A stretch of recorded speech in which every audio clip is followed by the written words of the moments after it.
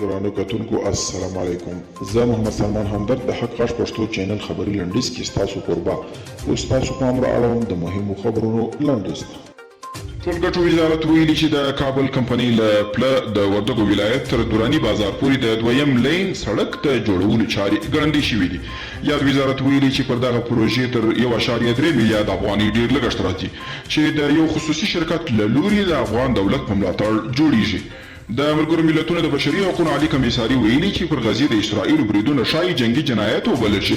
د دغه سازمان په وینا د دوی د څېړنو له مخې تر اوسه پورې هیڅ داسې شواهد نه دي موندلي چې وښیي اسرائیل دې پر غزې بمبارۍ کې ترهګر په نښه کړي وي.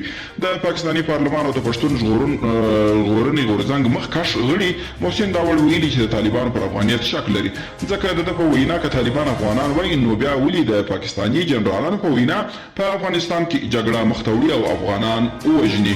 او ولسمشر غني ویلي چې د امریکا تر وتلو وروسته د همکاریو د بڼې له بدلون پرته نور هیڅ هم تغییر نه کوي. نوموړي زیاته کړې ټول هغه امکانات او ملاتړ چې د امریکایي او ناټو ځواکونو له لوري برابرېده افغان ځواکونو ته د لیږد په حال کې دي، نو د راتلونکي وضعیت په اړه هیڅ اندېښنه پکار نه ده.